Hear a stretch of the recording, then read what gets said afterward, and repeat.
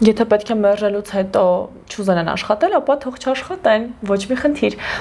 Երբեք զոհ մի գնացեք հանուն աշխատանքի, ինչ որ անցանկալի մարդու հետ հանդիպման կամ, չգիտեմ, շփման։ Այսօրվա հայկական իրականությունում գեղեցիկ ինֆլուենսեր աղջիկներին սովորաբար պատվիրատուն պատվերից հետո գրում է, միգուցե ինչ-որ հանդիպում, շփում, հետագա ինչ-որ տենց խոսակցական ինչ-որ բան, թեթև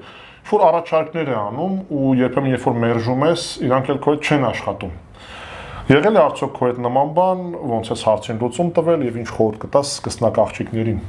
Եթե պետք է մերժելուց հետո չուզենան աշխատել, ապա թող չաշխատեն, ոչ մի խնդիր։ Երբեք զոհ մի գնացեք հանուն աշխատանքի, ինչ որ անցանկալի մարդու հետ հանդիպման կամ, չգիտեմ, շփման։ Միանշանակ պետք է գործնական մնա, անձնականը անձնական եւ մեկը մյուսին չպետք է խանգարեն։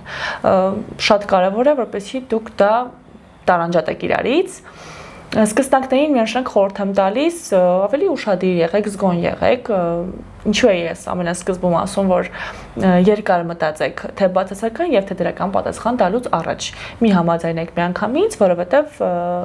մի մտածեք, որ դա կարող է ինչ-որ անդրադարձ ունենալ ձեր